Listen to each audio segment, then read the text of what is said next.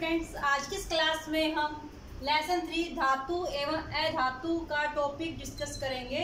धातु किसे कहते हैं और अधातु किसे कहते हैं। तो सबसे पहले हम देखते हैं कि धातु और अधातु का वर्गीकरण कहाँ से आया। तो हम अपने चारों तरफ जितने भी पदार्थ देखते हैं वो सब किसी न किसी मैटर के बने होते हैं, किसी न किसी प्रकार के पदार्थ के बने होते हैं। तो ये धातु एवं अधातु बने होते हैं तत्वों से। किससे बने होते हैं? तत्वों से। तत्वों को हम क्लासिफाई करते हैं। तत्व होते हैं, कुछ तत्व धातु होते हैं, कुछ तत्व अधातु होते हैं, कुछ तत्व उपधातु होते हैं। तो तत्व किसे कहते हैं? जितने भी पदार्थ हम अपने आसपास देखते हैं वो किसी न किसी तत्व से बने होते हैं। तत्व वो होते हैं जो एक ही प्रकार के परमाणु से मिलकर बना पदार्थ तत्व कहलाता है। तत्व क्या होता है? एक ही प्रकार के परमाणुओं से मिलकर बना पदार्थ तत्व कहलाता है। जैसे मान लो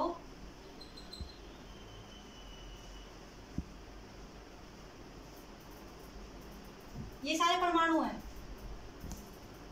ये सारे क्या हैं? परमाणु। अब ये परमाणु कैसे हैं? सारे एक समान हैं, तो ये क्या एक प्रकार का एक तत्व है। अब ये तत्व धातु है या अधातु है, इसका डिस्कस हम इसके अंदर करेंगे। ठीक है बेटा? तो तत्व धातु है या अधातु है या उपधातु है, इसका डिस्कस हम इसके अंदर करते हैं। तो फर्स्ट देखते धातु किसे कहते हैं। फर्स्ट क्या है? धातु किसे कहते हैं।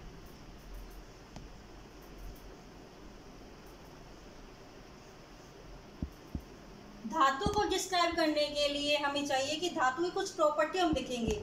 धातु और अधातु में हम अंतर करने के लिए कुछ भौतिक गुण और रासायनिक गुण दोनों का अध्ययन करेंगे। तो जो भौतिक गुण है आज हम करेंगे भौतिक गुण का अध्ययन। आज हम कुछ करेंगे भौतिक गुणों का अध्ययन। तो जो भौतिक गुण होते हैं वो कौन से होते हैं? भौतिक गुण ऐसे गुण होते हैं जिनको हम आंखों से देख सकते हैं। तो देखो धातुओं में सबसे पहले हम देखेंगे धातु के जो भौतिक गुणधर्म होते हैं। भौतिक गुणधर्म जिसको हम देख के पहचान सकते हैं, छू के पहचान सकते हैं, इस प्रकार के जो गुण होते हैं उसको बोलते हैं भौतिक। और रासायनिक गुणधर्म, कोई रासायनिक क्रिया होगी उसके अनुसार क्या प्रोडक्ट बनता है, तो वो रासायनिक गुणधर्म उसके होते हैं। तो हम पहले डिस्कस करते हैं भौतिक गुणधर्म।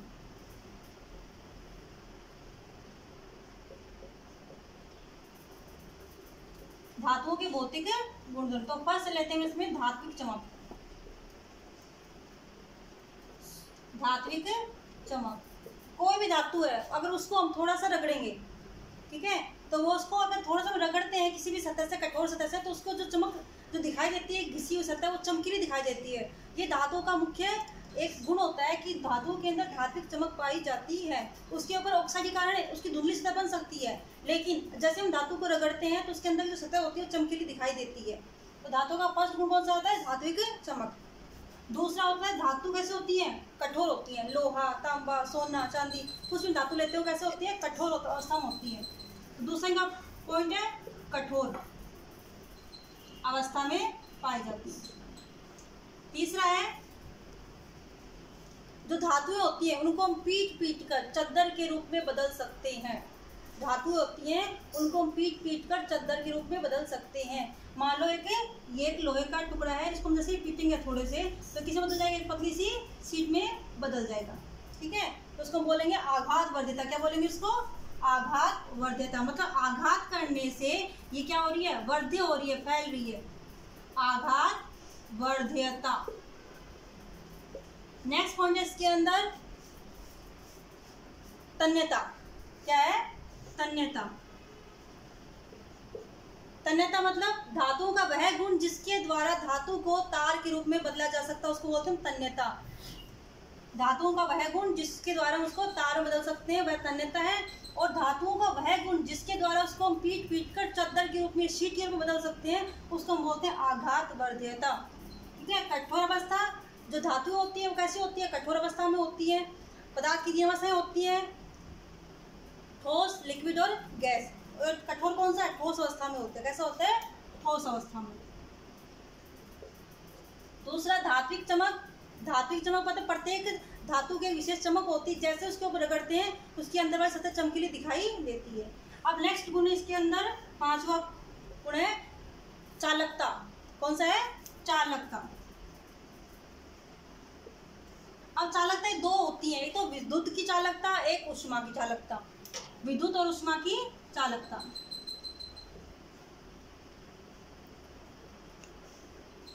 जो धातुएं होती है वो विद्युत की चालक होती हैं और ऊष्मा की भी सुचालक होती हैं। इसको हम किस प्रकार से पहचान सकते हैं कि विद्युत की भी चालक है या फिर ऊष्मा की सुचालक है? इसको हम कर सकते हैं, प्रयोग कर सकते हैं। मान लो एक हमने बैटरी लगा दी यहाँ पर,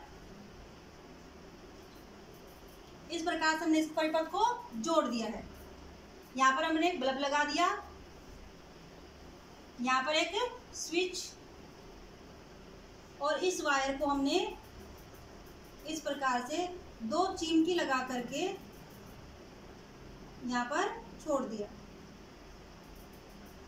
अगर हम यहाँ पर कोई पदार्थ जोड़ते हैं, यहाँ पर हम कोई पदार्थ जोड़ते हैं ये चेक करने के लिए कि धातु का ये विद्युत का चालक है या सुचालक, तो हम लेते हैं पहले तांबे का तार, और जैसे हम यहाँ पर तांबे का तार जोड़ते हैं तो स्विच को ऑन करते हैं। ये स्विच को ऑन कर दिया हमने तो ये बल्ब जलने लगता है। ठीक है बेटा। अगर यहाँ पर हमने कोई लकड़ी या रबड़ लगाते हैं, स्विच को ऑन करते हैं तो ये बल्ब नहीं जलता है, मतलब विद्युत का परिपथ पूरा नहीं हुआ है, विद्युत का चालन नहीं हुआ है। तो जो धातुएं होती हैं वो विद्युत की चालक होती हैं, जबकि अधातुएं होती है विद्युत का चालन नहीं करती हैं। फिर नेक्स्ट है ऊष्मा। ऊष्मा विद्युत का चालन करती है। ऊष्मा धातुएं होती है वो ऊष्मा का चालन करती हैं। आपने देखा होगा घर के अंदर हम जो गैस के ऊपर या स्टोव के अंदर कोई पतीला या बर्तन रखते हैं तो कुछ समय पश्चात जो हीट लगती है वो कहाँ पे लगती है? जैसे मान लो ये पतीला और ये क्या है इसका, इसके ऊपर हम हीट दे रहे हैं इसको, यहाँ पर हम उसको हीट दे रहे हैं, लेकिन यहाँ पे हम उस बर्तन को उठाते हैं तो उसका ऊपर वाला सतह भी क्या हो जाता है? गर्म हो जाता है कुछ समय पश्चात, जबकि हीट हमने कहा दी नीचे की तरफ, तो यहाँ से लेकर के ऊष्मा का ऊपर की तरफ क्या हुआ? चालन हुआ। तो जो धातुएं होती है ऊष्मा का क्या करती हैं? चालन करती हैं। एक और एग्जांपल हम ले सकते हैं इसका, ये हमने एक स्टैंड लेते हैं,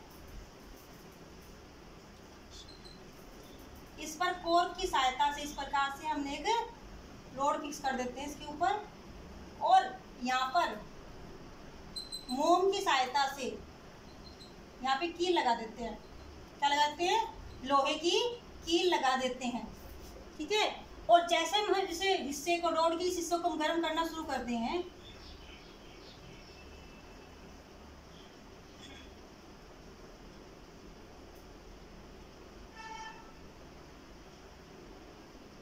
जैसे हम इस हिस्से को गर्म करना शुरू करते हैं तो हम कुछ समय पश्चात देखते हैं कि ये जो कील होती है वो नीचे गिर जाती है, उसके थोड़ी देर पश्चात ये वाली कील नीचे गिर जाती है, उसके बाद धीरे धीरे एक एक करके सारी कील नीचे गिर जाती हैं। जबकि हमने ऊष्मा कहाँ दी? इस हिस्से पर दी थी, और धीरे धीरे सारी कीलें नीचे गिर जाती है। क्यों? क्योंकि जैसे जैसे ऊष्मा का प्रसार आगे होगा ये मोम पिघलना शुरू कर देगा, जिसकी सहायता से हमने कील को चिपकाई थी, और मोम के पिघलने से कील नीचे गिर जाती है। इसका मतलब क्या हुआ? जो धातुएं होती है, ये धातु की जो छड़ है ये क्या कर रही है? ऊष्मा का चालन कर रही है। ठीक है। तो धातु होती है वो ऊष्मा का चालन करती है और विद्युत का चालन करती है। हमने 5 पॉइंट देखे इसके: धात्विक चमक, कठोर अवस्था, आघात वर्ध्यता, तन्यता और चालकता, विद्युत और ऊष्मा की चालकता। 6 इसमें ध्वनिक। ध्वनिक क्या होता है? जो कोई भी धातु है किसी कठोर सतह से टकराती है तो ध्वनि उत्पन्न करती है, उसको बोलते हैं सोनोरस। क्या बोलते हैं? सोनोरस। तो कोई भी जो धातु है वो किसी कठोर सतह से टकराती है तो ध्वनि उत्पन्न करती है, उसको बोलते हैं ध्वनिक। जैसे हमारे स्कूल के अंदर जो घंटी होती है लंच टाइम की या सुबह मॉर्निंग असेंबली की जो बेल होती है, वो 2 धातु आपस में टकराती हैं और उसकी आवाज़ हमें काफ़ी दूर तक सुनाई देती है ना। तो धातु क्या होती है? ध्वनिक होती है। 2 सतह धातु कठोर सतह से टकराती है तो ध्वनि उत्पन्न करती है। ये धातुओं का एक गुण होता है, इसके कारण ही धातुएं कैसी होती हैं? ध्वनिक होती है। अगर हम स्कूल के अंदर लकड़ी का बोर्ड लगा दें, जहाँ पर धातु की पट्टी है वहाँ पे लकड़ी का बोर्ड लगा दें तो उसकी आवाज़ 1 या 2 क्लासरूम तक जाएगी, लेकिन जो धातु है उसकी आवाज़ कहाँ तक जाती है? अगले ग्राउंड तक, हमारे प्ले ग्राउंड तक भी जाती है। तो इसलिए हम देख सकते हैं कि जो धातुएं होती हैं उसके भौतिक गुणधर्म कौन से? धात्विक चमक, कठोर अवस्था, ठोस अवस्था में मिलती है, आघात वर्ध्यता, तन्यता, चालकता और ध्वनि। एक बात हो बेटा, यहाँ पर हम देखते हैं जो धातु कठोर अवस्था में होती है, लेकिन एक धातु ऐसी होती है जो कमरे के ताप पर द्रव अवस्था में पाई जाती है। ये अपवाद स्वरूप है, इसको बोलते हैं पारा। क्या बोलेंगे? पारा क्या होती है, द्रव अवस्था में होती है, बाकी सभी धातु कैसे होती है, ठोस अवस्था में। जो धातुएं होती है उनका गलनांक और क्वथनांक, धातुओं का जो गलनांक होता है, गलनांक क्या होता है, वह टेम्परेचर जिस पर कोई धातु गलती है, ठीक है, उसका गलनांक कहलाता है। तो धातुओं क्या होता है, गलनांक होता है वो बहुत ज़्यादा होता है, लेकिन सीजियम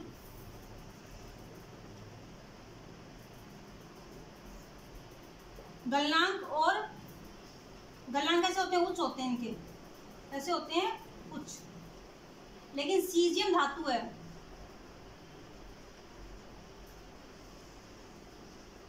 सीजियम धातु है, अगर उसको हम हथेली के ऊपर रखेंगे तो हथेली के ऊपर ही कैसे हो जाती है, वो पिघलना शुरू हो जाती है, जैसे बर्फ पिघलती है ना, वैसे धातु पिघलना शुरू हो जाती है। ये कुछ अपवाद हैं, ये क्या है, कुछ अपवाद हैं। इसी प्रकार से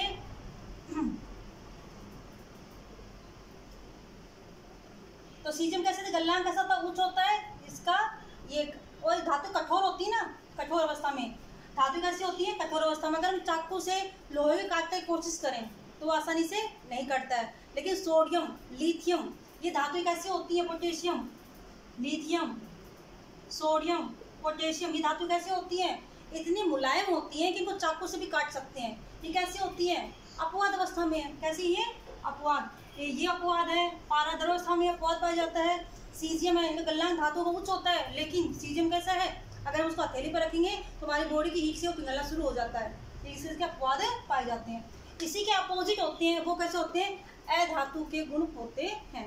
तो अधातु का फर्स्ट गुण देखते हैं। अधातु के अंदर कोई भी धात्विक चमक नहीं पाई जाती, अधातु के अंदर कोई भी धात्विक चमक नहीं पाई जाती है। जैसे कि हम देख सकते हैं, ये हमें धातु गुण देखा बेटा, अधातु, अधातु कैसे होती है, उसमें धात्विक चमक, अधातु के अंदर धात्विक चमक नहीं पाई जाती। जो धात्विक चमक है वो नहीं पाई जाती, धात्विक चमक नहीं पाई जाती। जो अधातुएं हैं वो कठोर अवस्था में, ठोस अवस्था में पाए जाते हैं या फिर गैस अवस्था में पाए जाते हैं। आघातवर्धिता, धातुओं के अंदर आघातवर्धिता का गुण नहीं पाया जाता है, ना ही तन्यता का गुण पाया जाता है। चालकता, जो अधातुएं होती हैं वो विद्युत और ऊष्मा की कुचालक होती है, मतलब इसके अंदर से विद्युत धारा और ऊष्मा प्रवाहित नहीं होती है। आपने देखा होगा, आपके बर्तन होते हैं उसके ऊपर एक लेयर बनी होती है, जिसको हम उठाते हैं तो गर्म नहीं लगता, हमें हत्थे होते हैं ना, उसके ऊपर पॉलीवाइनिल की एक पीवीसी की लेयर लगी होती है, उसको हम उठाते हैं तो हमें वो गर्म नहीं लगता है। तो उसको क्या होता है, ऊष्मा कुचालक होता है। इसी प्रकार से तार होते हैं, तार के ऊपर एक रबर जैसा पदार्थ होता है, पॉलीवाइनिल क्लोराइड होता है, पीवीसी होता है, उसको अंदर से विद्युत का करंट का फ्लो नहीं होता है, ताकि हम उस करंट से बच जाते हैं। इसी प्रकार से जो अधातुएं होती हैं वो ध्वनिक भी नहीं होती हैं, और उनका गलनांक और क्वथनांक कैसा होता है, निम्न होता है। अब हम देखते हैं कुछ अपवाद, कि धातु होते समय भी वो कुछ अधातु की तरह होते हैं, और कुछ अधातु हैं वो धातु की तरह व्यवहार करते हैं, उनको बोलते हैं अपवाद। तो हमने फर्स्ट देखते हैं यहाँ पर धात्विक चमक। धात्विक चमक केवल धातु में पाई जाती है, अधातु में नहीं पाई जाती। लेकिन तो बेटा जो अधातु होती है धात्विक चमक उनके अंदर नहीं पाई जाती, लेकिन आयोडीन एक ऐसी धातु है जिसके अंदर चमकीली होती है, आयोडीन धातु होती है वो चमकीली दिखाई देती है। तो आयोडीन क्या है, धातु होती है भी चमकीली होती है, ये क्या है, एक अपवाद है। ठीक है, क्या धातु में धातु की चमक नहीं पाई जाती, लेकिन आयोडीन क्या है, धातु होते हुए भी चमकीली होती है। कठोर अवस्था, धातुएं कठोर अवस्था में पाई जाती हैं, जबकि अधातु होती हैं वो ठोस अवस्था में या गैस अवस्था में पाई जाती हैं। जो अधातुएं होती हैं उनकी संख्या धातु की तुलना में कम होती है, लेकिन फिर भी ठोस अवस्था में, गैस अवस्था में पाई जाती हैं। लेकिन अधातु ब्रोमीन वो की द्रव अवस्था में पाई जाती है। जो ब्रोमीन धातु है, अधातु है सॉरी, ये द्रव अवस्था में पाई जाती है। जबकि पारा है, ये कमरे के ताप पर द्रव अवस्था में पाई जाने वाली धातु है। आघातवर्धिता, जो धातु के अंदर आघातवर्धिता गुण पाया जाता है कि हम उसको पीट कर चादर के ऊपर बदल सकते हैं, तो इस प्रकार का गुण अधातु के अंदर नहीं पाया जाता है।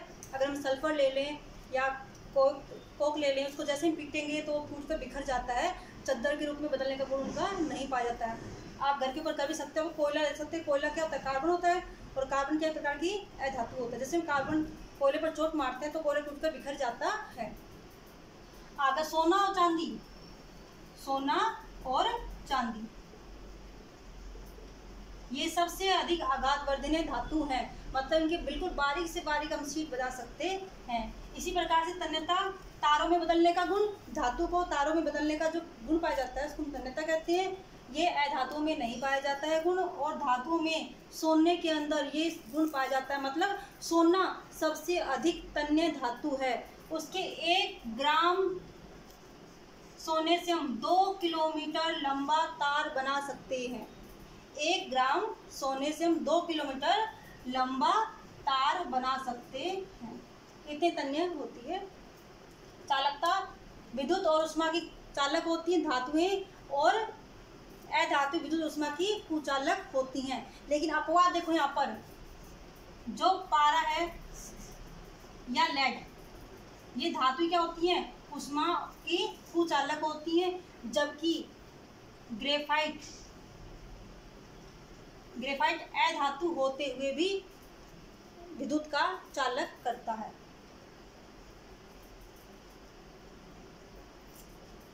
चालक होता है। इसी प्रकार से हीरा है जो कि ऊष्मा का चालन करता है। ध्वनिक अधातु ध्वनिक नहीं होती है, गलनांक उच्च होते हैं, जैसे सीजियम और गैलियम, ये अपवाद हैं। सीजियम और गैलियम ये अपवाद है, इनको हम अगर थैली में रखेंगे तो ये द्रवावस्था में बदल जाती है। जबकि हीरा है वो अधातु है, कार्बन का एक अपर रूप है, लेकिन उसका गलनांक और क्वथनांक बहुत ही अधिक उच्च होता है। ये हमने देखे इसके धातु अधातु के भौतिक गुण धर्म। लेकिन इसके आधार पर हम धातु अधातु को एक बिल्कुल सटीक रूप से डिवाइड नहीं कर सकते, क्योंकि यहाँ पे बहुत सारे अपवाद मिलते हैं।